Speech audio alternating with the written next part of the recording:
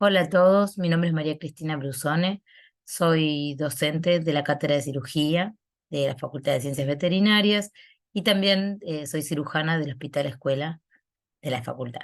En este caso agradezco mucho a la doctora Cristina Payares que me invitó a ser parte del staff docente para dar clases en la especialidad de fisioterapia y en esta ocasión les vamos a hablar sobre fisioterapia en cirugía ortopédica. Así que espero que les guste y bueno, comenzamos. En principio, el objetivo de esta charla es que ustedes puedan reconocer las patologías ortopédicas más frecuentes que ocurren en pequeños animales, tener en cuenta las distintas técnicas quirúrgicas implementadas para el tratamiento de ciertas patologías del aparato locomotor, identificar las complicaciones, ¿sí? Y también conocer la evolución posquirúrgica normal de esos tratamientos que realizamos los cirujanos o los traumatólogos para ustedes estar al tanto, ¿sí? En comunicación permanente con ellos en cuanto a la evolución de los pacientes. En principio vamos a hablar de algunas patologías del miembro anterior. Las más frecuentes son osteocondrosis disecante, que se presenta en cachorros, luxación o inestabilidad del hombro, tenosinovitis bicipital, que también se presenta en adultos, enfermedad del compartimento medial del codo, que cuando nos decimos la enfermedad del compartimento medial estamos hablando de displasia de codo y ocurre en cachorros, y el síndrome de laxitud carpiana, también en cachorros. Del miembro posterior vamos a hablar sobre displasia de cadera, que también se presenta en cachorros, artrosis coxofemoral, que ya es la evolución, o sea, en qué deriva la displasia de cadera, la necrosis aséptica de la cabeza femoral, la luxación rotuliana y lesión del ligamento cruzado. Estas dos son muy frecuentes y en particular las va a dar las clases el doctor Mele. Así que en esta ocasión no las vamos a mencionar. Comenzamos con la osteocondrosis disecante. Esta patología comienza por la alteración de la osificación endocondral que genera un engrosamiento del cartílago articular y su posterior fisura. A partir de esta fisura penetra el líquido sinovial, ¿sí? Y llega al hueso subcondral, y eso es lo que produce tanto dolor en los pacientes. Ese flap de cartílago puede estar inestable, levemente adherido, o a veces se puede desprender y generar un ratón articular. Fíjense en la diapositiva cómo va evolucionando, ¿sí? Desde el daño del hueso subcondral, el exceso de crecimiento del cartílago, cómo se separa del hueso, se empiezan a formar las fisuras y por este agrietamiento penetra el líquido sinovial, lo que genera el dolor que les comentaba. ¿En qué pacientes ocurre esto? Bueno, por lo general es en cachorros, o sea, en animales en crecimiento, en razas grandes y gigantes. Y las causas son varias, que se unen, causas hereditarias, exceso de energía en la dieta, exceso de calcio en la dieta y pacientes que tienen un rápido crecimiento. En este esqueleto podemos ver los diferentes sitios en las diferentes articulaciones que puede presentarse la osteocondrosis en caninos. Fíjense en cabeza humeral, en cóndilo humeral medial, en el sacro, en el cóndilo femoral lateral y en el estrágalo. Nosotros vamos a hablar en particular sobre osteocondrosis disecante que se presenta en la cabeza humeral por ser la más frecuente. Van a ser pacientes que tienen mucho dolor a la extensión del hombro y a la palpación caudal de la articulación. Van a ser pacientes que claudiquen más en frío, ¿sí? Que una vez que hayan iniciado el ejercicio, que muchas veces ahí mejoran su claudicación. Y esta patología suele ser de presentación bilateral. Estos pacientes van a tener hipotrofia muscular en todos los grupos musculares de la espalda y del brazo, pero básicamente de la espalda. Acá tenemos un video en el cual se observa la revisación y en este caso se está revisando el hombro y el codo, ¿sí? A veces cuando uno evalúa el codo, tiene que fijarse de ver la reacción y no estar a la vez extendiendo de forma o flexionando de forma desapercibida el hombro para poder diferenciar de dónde viene el dolor, ¿sí?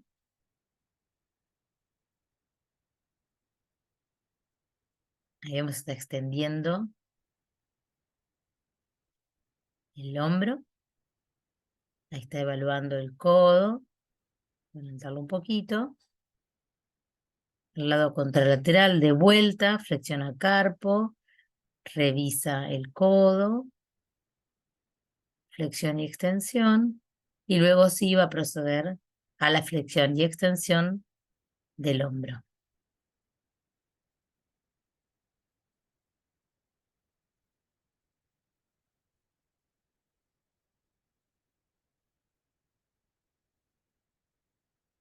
Ahí sí, comienza con el hombro, extensión y la flexión. Bueno, ¿cómo vamos a diagnosticar la osteocondrosis disecante? En un principio, la radiografía va a confirmarnos el diagnóstico. Lo que sí hay que saber qué incidencias debemos tener para poder llegar a confirmar el diagnóstico. En principio, una radiografía mediolateral con el miembro en extensión, mediolateral supinada, y siempre es muy importante evaluar el miembro contralateral. Fíjense en esta radiografía, acá esta pequeña muesquita, ¿sí? Y la evidencia de la OCD en esa cabeza humeral. También podemos pedir una tomografía y hacer una reconstrucción 3D.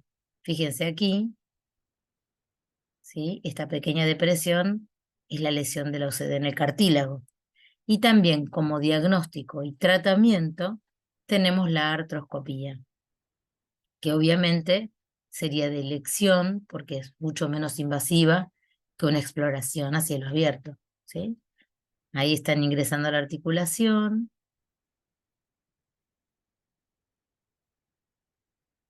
El tema es que en nuestro medio no todos tenemos a mano bueno, el equipo para llamar para hacer artroscopía, pero bueno, hay unos cirujanos que están haciendo y que están teniendo muy buenos resultados. Están trabajando en el hospital escuela. Ahí ven cómo levanta el flap, ¿sí? Lo encontró, lo empieza a levantar. Si el cartílago fuera normal, no se levantaría de esa manera.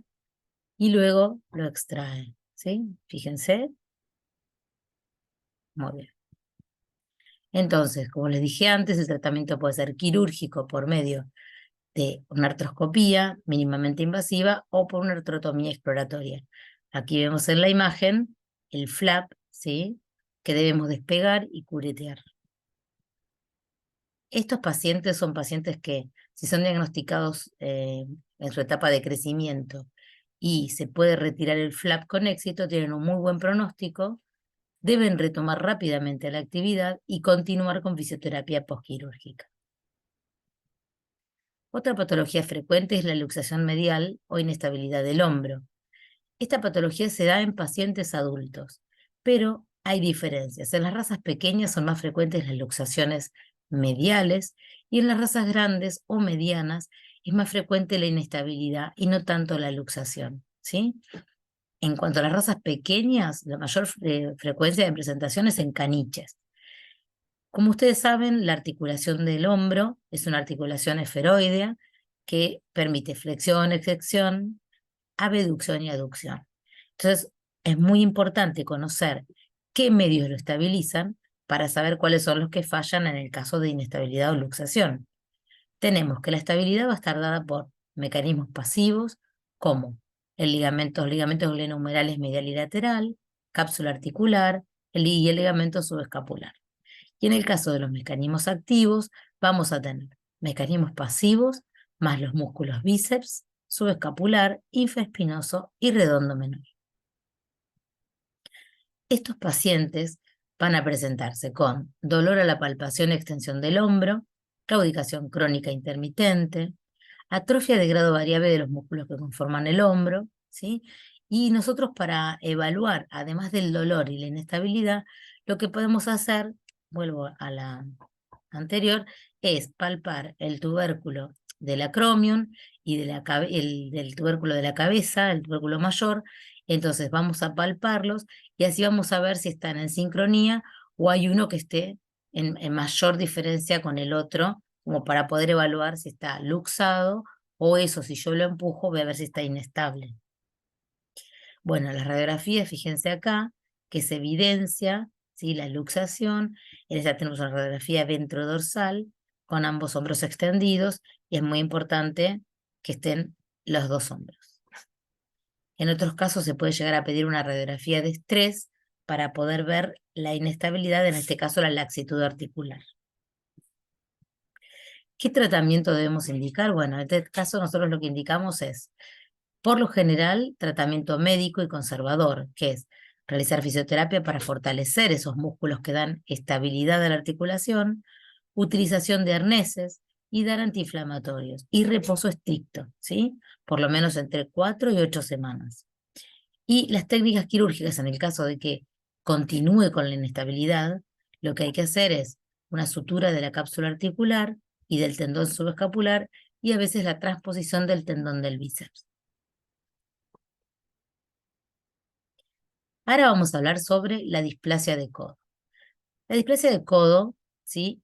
Son varias patologías que afectan al codo, no es una sola, y es muy importante que nosotros conozcamos dichas patologías, que se entienda la fisiopatogenia de que la genera, ¿sí? De cada una, y lo que hay que hacer es llegar a un buen diagnóstico para poder realizar los tratamientos.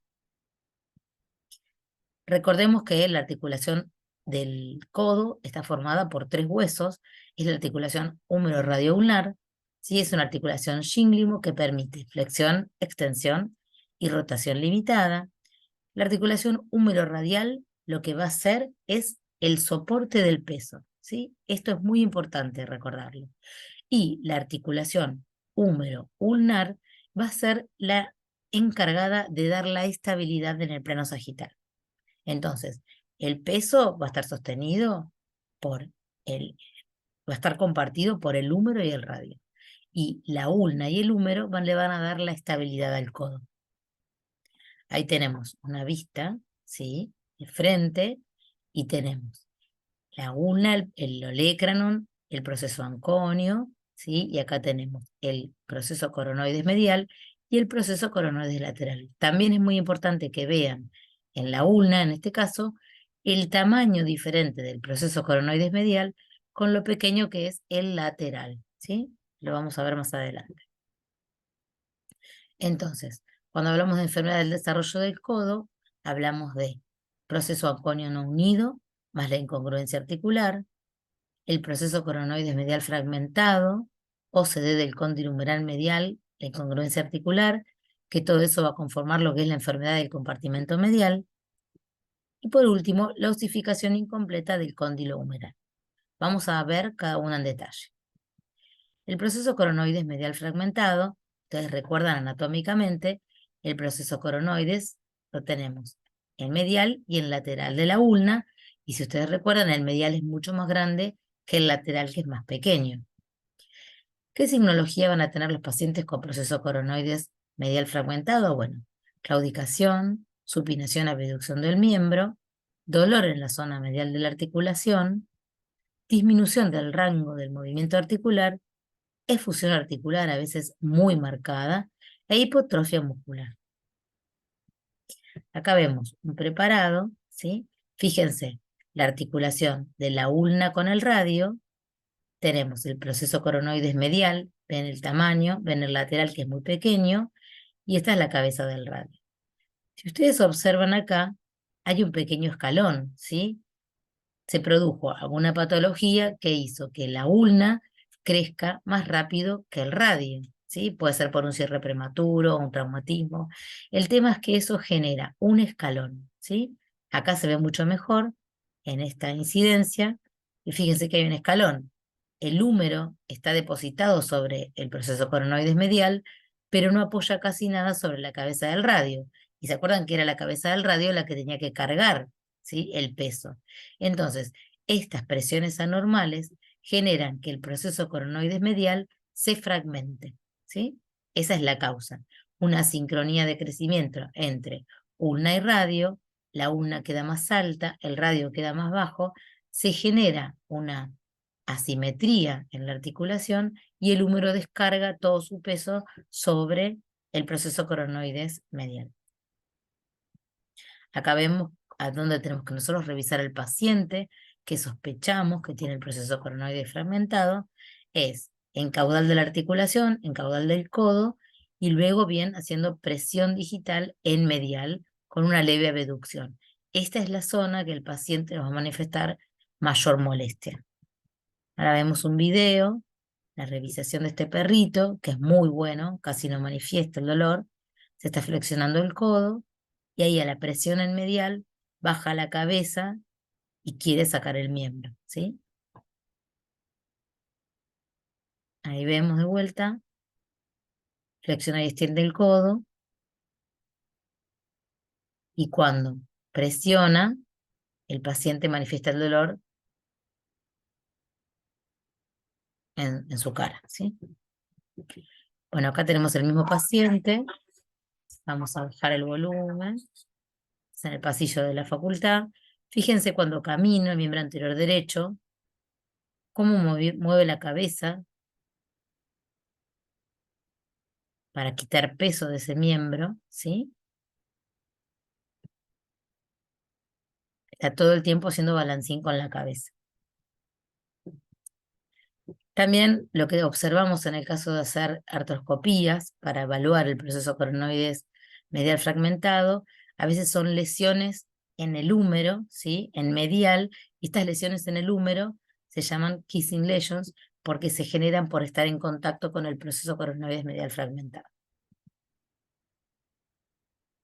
¿Qué métodos complementarios vamos a utilizar para diagnosticarlo? Bueno, radiografías simples y también tomografías. Fíjense acá, ya se observa en esta radiografía simple el proceso coronario fragmentados, y con una tomografía podemos pedir y hacer una reconstrucción 3D. Se ve perfecto, ¿sí? Acá y acá está la ruptura.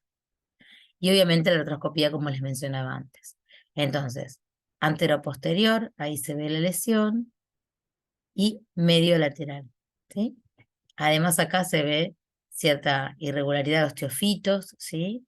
Acá es donde está el proceso coronoides medial, pero ven que hay como una reacción, ¿sí? Que la articulación está sufriendo, está teniendo ya cierto grado de reacción, ¿sí? Por lo que está pasando con el proceso coronoides.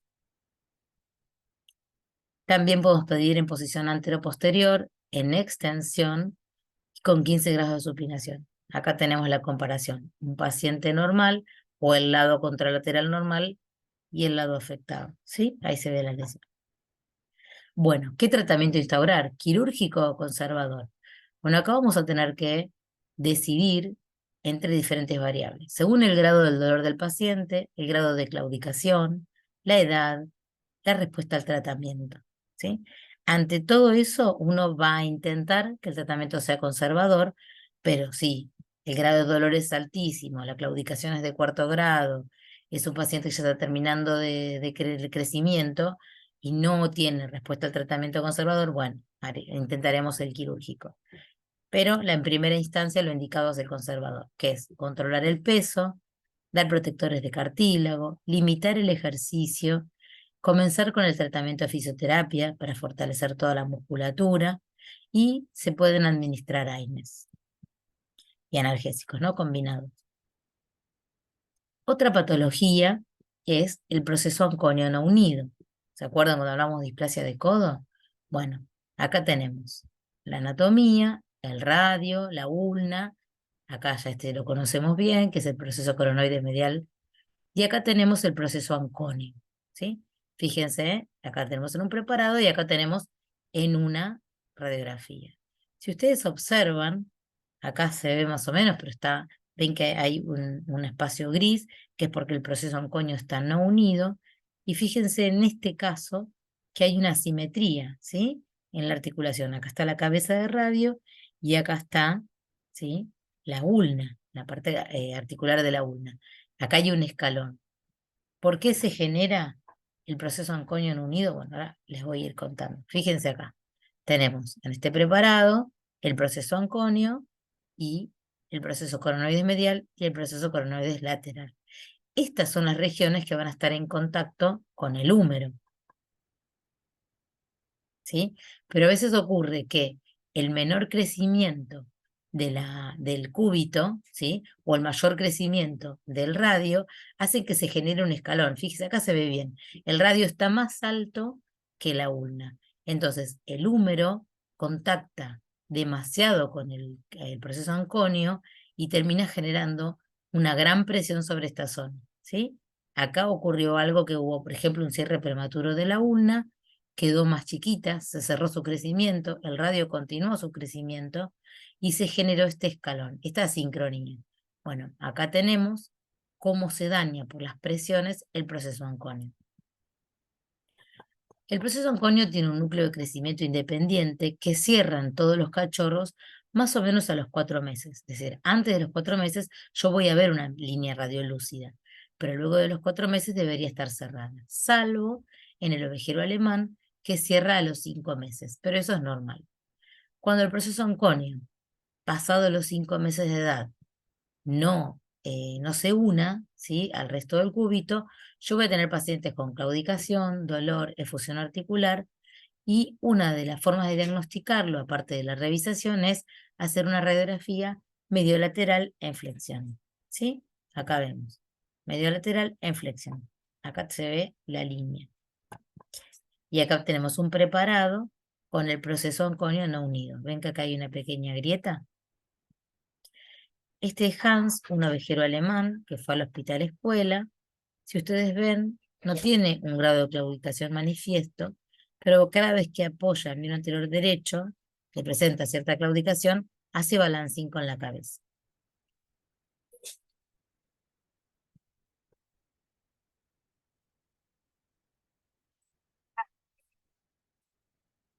Bueno, ¿qué tratamientos vamos a tener para realizar el tratamiento del PANU? Bueno, podemos realizar la resección del proceso anconio, una osteotomía cubital, buscando que el proceso anconio deje de estar afectado por esas presiones y pueda unirse, o si no, la fijación del proceso anconio. Vamos a comenzar con la primera, la resección del proceso anconio. Fíjense, acá tenemos un abordaje, ¿sí? Fíjense la cantidad de líquido articular que hay una gran sinovitis, y acá está en el momento quirúrgico extraemos el proceso anconio.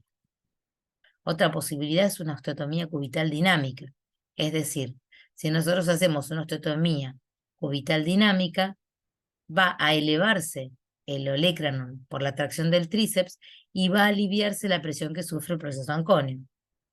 Acá tenemos un proceso anconio unido en un perro muy joven, ¿sí? 6 meses, 7.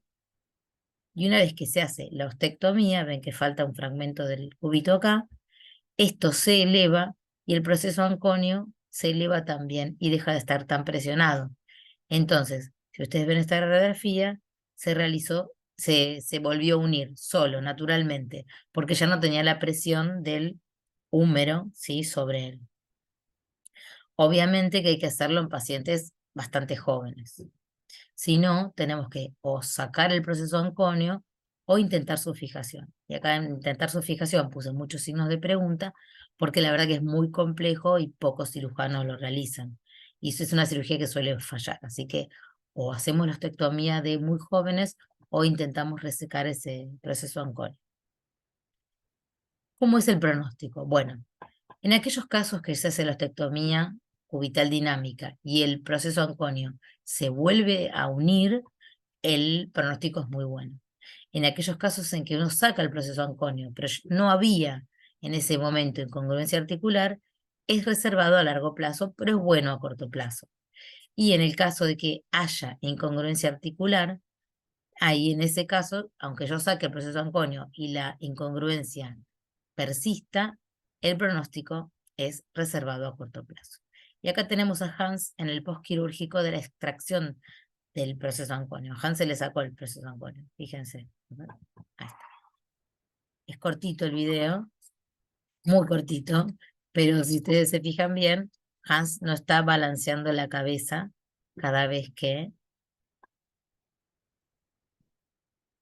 Ahí está, lo pongo de vuelta. Bueno, y ven que también es muy chiquito. Se procedió rápidamente a la cirugía. Bueno, otro de las patologías que integran la displasia de codo es la osificación incompleta del cóndilo humeral. Esta patología tiene una especial predisposición los spaniels y razas grandes. Se presenta como una fractura del epicóndilo humeral lateral, pero son pacientes que no relata el tutor que hayan tenido algún traumatismo, caída, lesión, simplemente se fracturan. Y esto sucede porque hay una falta de unión de los núcleos de osificación independientes de la porción medial y lateral del cóndilo humeral. Ahora se los voy a mostrar en una radiografía. Esta unión se suele completar en estas razas al año de vida, pero estas lesiones ocurren previamente, ¿no? Antes de que terminen de fusionar los cóndilos humerales. Acá tenemos.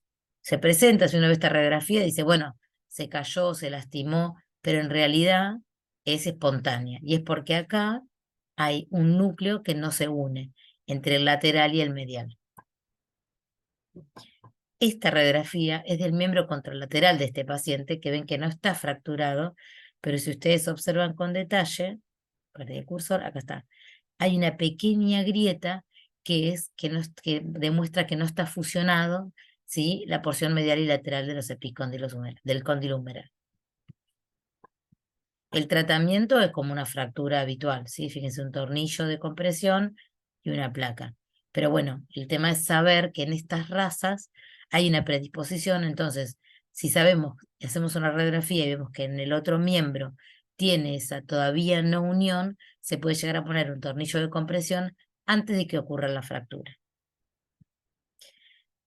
Otra patología frecuente es la tendinitis bicipital.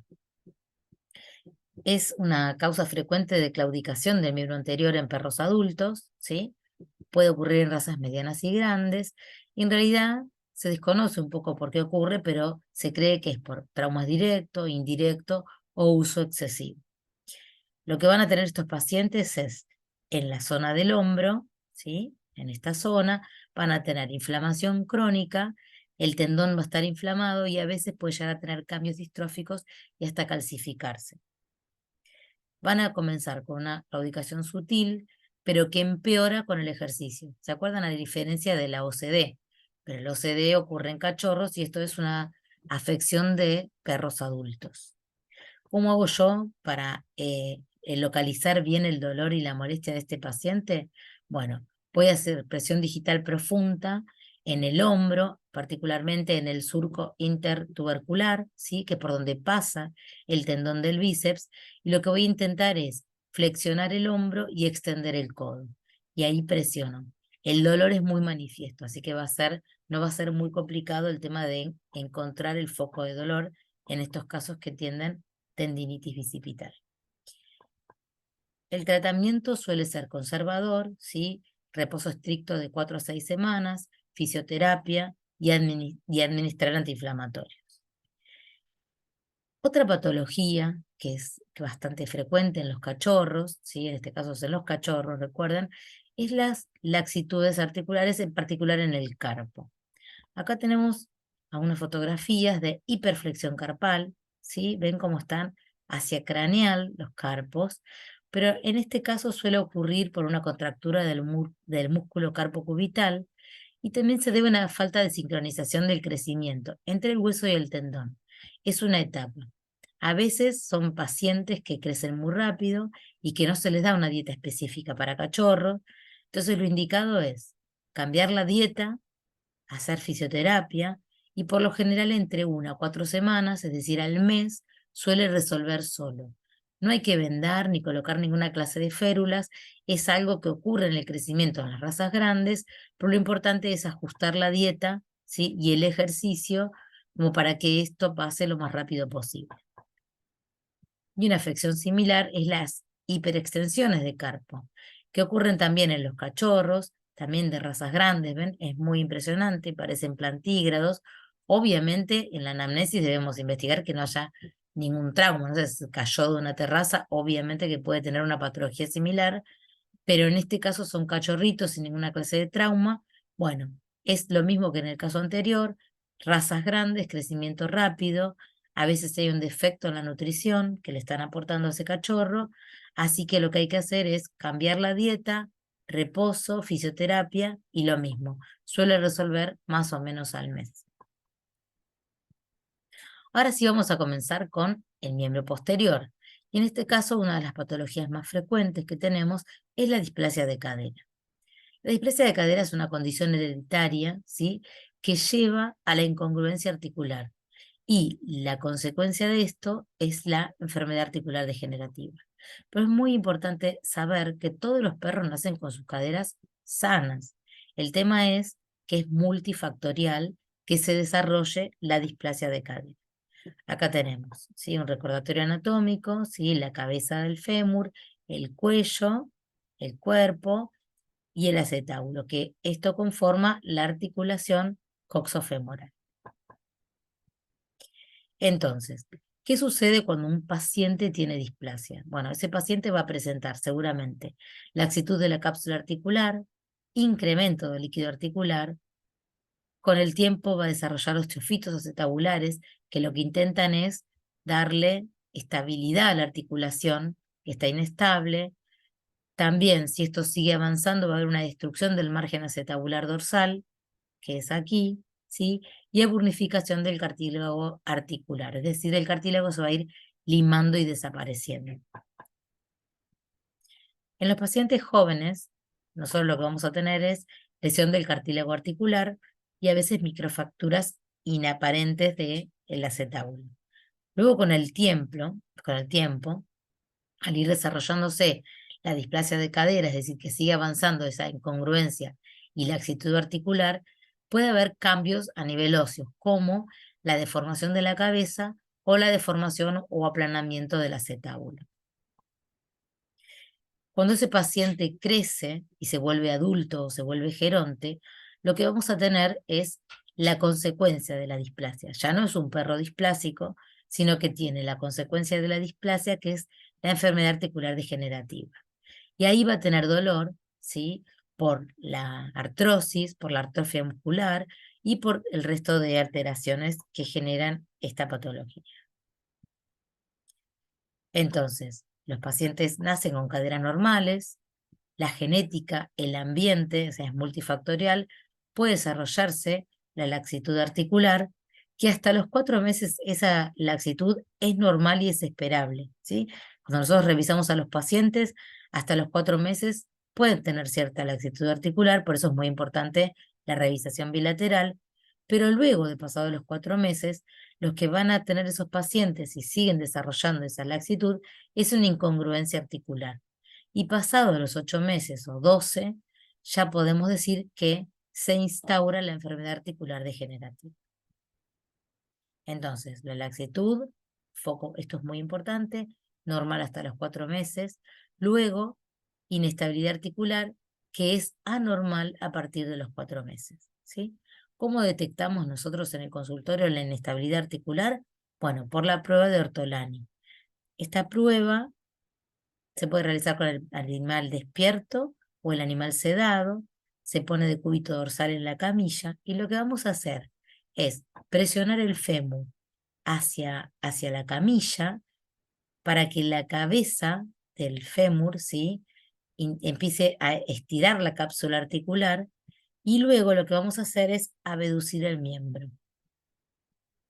Es decir, que abra el miembro. Entonces, cuando en este caso la cabeza la forcé casi a salir del acetábulo, y cuando abro el miembro, va a ingresar al acetábulo y va a hacer un ruido característico, y ahí yo puedo ver el rango de movimiento que llevó a que la cabeza ingrese al acetábulo.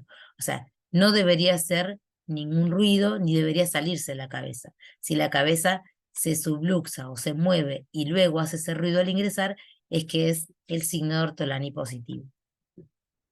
Acá tenemos un cachorro, fíjense este perrito, tiene displasia, fíjense cuando corre, cómo corre como un conejo, junta ambos miembros posteriores y tiene cierto bajo desarrollo de la grupa de los músculos posteriores. Hay muchos factores de distracción, el nene, el señor, pero ven cómo corre, ahí está. Y acá tenemos otro paciente, fíjense, que corre de una manera similar. Fíjense este paciente, la poca musculatura que tienen ambos miembros posteriores en la grupa, Este paciente es una golden de 10 años que tuvo displasia de cadera y en este caso lo que tiene es enfermedad articular degenerativa o coxartrosis. Es muy importante la revisación, ¿sí? Para revisar la cadera tenemos que flexionar y extender la articulación de la cadera. Y en este caso se está extendiendo la cadera y ahí manifiesta el dolor del paciente. Entonces, ¿qué tratamiento debemos indicar ante un paciente con displasia de cadera? ¿Sí? Podemos indicar un tratamiento conservador o un tratamiento para evitar el desarrollo de la enfermedad articular degenerativa, o una vez que está instaurada la enfermedad articular degenerativa, hacer otro tipo de tratamientos. Vamos a ver uno por uno. En el caso del tratamiento conservador, es muy importante en todos los pacientes que mantengan un bajo peso, se puede dar protectores de cartílago, analgésicos, iniciar la fisioterapia lo antes posible y que sean pacientes que realicen un ejercicio moderado. En el caso de aquellos cachorros que tienen cierta laxitud articular y están predispuestos a tener displasia de cadera, lo que se les puede indicar son cirugías de prevención como la sinfisiodesis púbica o sinfisectomía. También se puede indicar la triple osteotomía pélvica o la doble osteotomía pélvica. Y ya en aquellos casos en que avanzó la displasia, el paciente ya maduró y tiene instaurada la enfermedad articular degenerativa, tenemos como posibles tratamientos el reemplazo total de cadera, que sería lo ideal, la exéresis de cabeza y cuello femoral y la denervación coxofemoral. Entonces, como les dije antes, una vez que está instaurada la enfermedad articular degenerativa, lo ideal sería un reemplazo total de cadera. Otra opción de salvataje sería la exéresis de cabeza y cuello femoral. Y otra opción para disminuir el dolor, ¿sí? Acá no modificamos, no sacamos la cabeza ni el cuello, sino lo que hacemos es bajar el dolor por medio de la denervación coxofemoral. ¿En qué casos, en qué otros casos nosotros indicamos la exéresis de cabeza y cuello femoral? Bueno, lo indicamos cuando hay luxaciones o subluxaciones de cadera, pero que son pacientes que tienen una gran deformación. Por ejemplo, fíjense este acetábulo lo aplanado que está, la cabeza también está deformada y el cuello. En estos casos una reintroducción o en los casos de luxación o subluxación no es posible, así que lo ideal sería hacer una exéresis de cabeza y cuello femoral. En este caso, ven que hay una luxación. Cuando pasan más de 4 o 5 días de la luxación, lo indicado es o una reducción abierta, o si no, si se evalúa que el acetábulo y la cabeza del fémur están bien, se puede intentar una reducción abierta, o sea, por medio de la cirugía. Y si vemos que hay algún defecto en el acetábulo o en la cabeza, o es un perro que tiene deformada la articulación, se indica la exéresis. Fíjense en este caso, es un paciente que tiene una gran enfermedad articular degenerativa bilateral, ¿sí? Es tremendo. A veces igual hay que evaluar, además de la radiografía, la signología del paciente. Pero en este caso, ¿ustedes consideran que podemos hacer exéresis bilateral? Bueno, lo ideal sería que no, porque vamos a darle una gran desestabilización a esas dos caderas. Lo ideal sería por ahí hacer una exéresis de un lado y una denervación del otro. Y ahora sí les cuento bien de qué se trata la denervación, como tratamiento de enfermedad articular degenerativa de la cadera. Bueno, consiste en desperiostizar la zona dorsocraneal del acetábulo. Acá tenemos, esto es craneal, esto es caudal, este es el acetábulo, y si nosotros denervamos la zona cráneo-dorsal, lo que vamos a hacer es bajar la sensibilidad de la zona y el paciente va a tener mucho menos dolor, ¿sí? Mecánicamente va a seguir su subluxación o sus afecciones en cuanto a la conformación de su cadera, pero lo que hacemos es bajar el dolor. Entonces tienen una mucho mejor calidad de vida. Si ustedes se fijan acá, nosotros tenemos la inervación está dada por el nervio gluteocraneal, ¿sí? El femoral y el ciático, pero en el periósteo lo que vamos a tener es pequeñas fibras sensitivas. Si yo realizo la desperiostización de esta zona con una cureta o raspa, el paciente va a tener mucho mayor confort porque no va a tener tal grado de dolor que si yo no lo desperiostizara. Es una práctica quirúrgica que puede hacerse en ambas articulaciones a la vez y que se realiza por medio de una pequeña incisión a nivel de la cadera. Entonces es un procedimiento muy corto y no lleva implantes, lo que hace que no sea oneroso y los pacientes tienen una muy buena evolución. Como les decía, es poco invasiva, tiene muy buenos resultados, tiene la ventaja de poder hacerse de forma bilateral en un solo acto quirúrgico, ¿sí? Si falla o el paciente no tiene una buena respuesta, se puede hacer una prótesis de cadera o se puede realizar una exéresis. Y obviamente siempre en todos estos casos hay que continuar con el tratamiento de fisioterapia para promover el desarrollo muscular, bajar el dolor, ¿sí? Y lo que les decía antes, que de baja complejidad y bajo. Bueno, otra patología que puede afectar a la cadera, ¿sí? En este caso de las razas pequeñas y en crecimiento de los cachorros, es la necrosis vascular de la cabeza femoral o también llamada Le Calvé, ¿sí? Acá tenemos, fíjense, otra vez revisando la cadera, ese paciente presentaba claudicación de tercer grado, se extienden ambas caderas, primero una, luego la otra, y ahí el paciente presenta mucho dolor, ¿sí? Es una patología que da mucho dolor. Indicamos radiografía, ventrodorsal de cadera, y se observa este típico apolillado, ¿sí? De la necrosis avascular. Como les comentaba antes, se suele dar en cachorros de razas pequeñas, la causa es desconocida, pero cabeza y cuello de fémur sufren necrosis y deformación con el tiempo.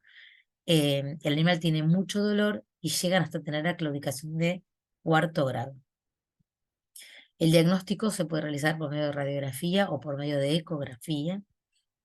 Y el tratamiento, en estos casos sí o sí, es la exéresis de cabeza y cuello femoral.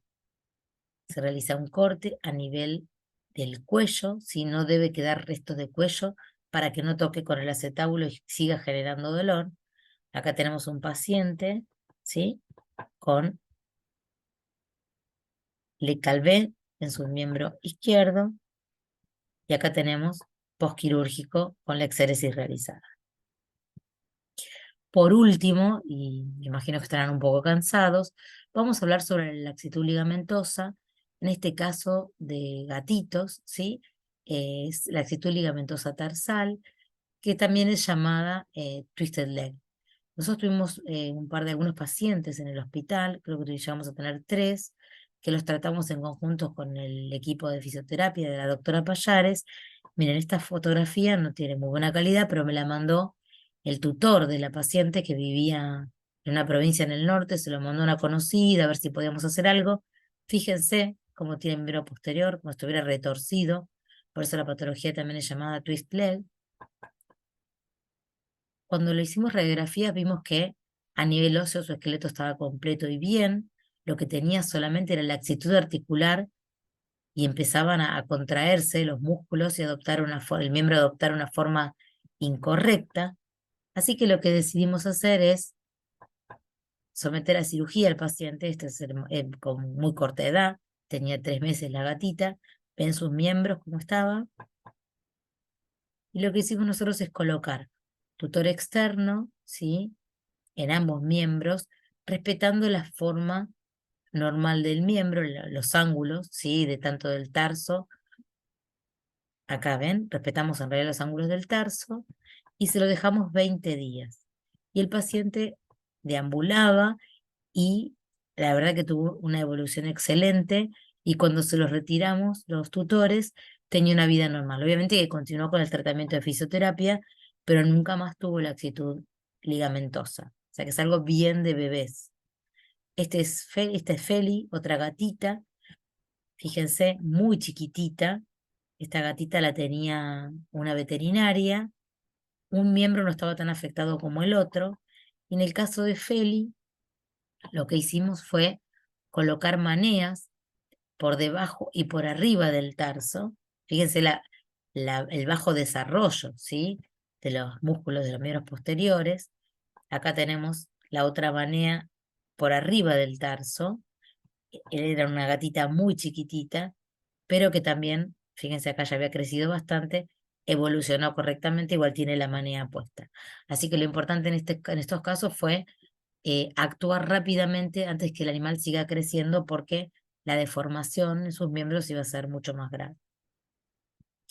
Por último, llegamos a las conclusiones después de esta charla, y para mí como conclusiones lo más importante es que ustedes puedan reconocer las patologías ortopédicas fundamentalmente en todos los pacientes, pero es muy importante en los pacientes en crecimiento, porque cuanto antes actuemos, mejor va a ser siempre el resultado. No hay que esperar a que termine de crecer.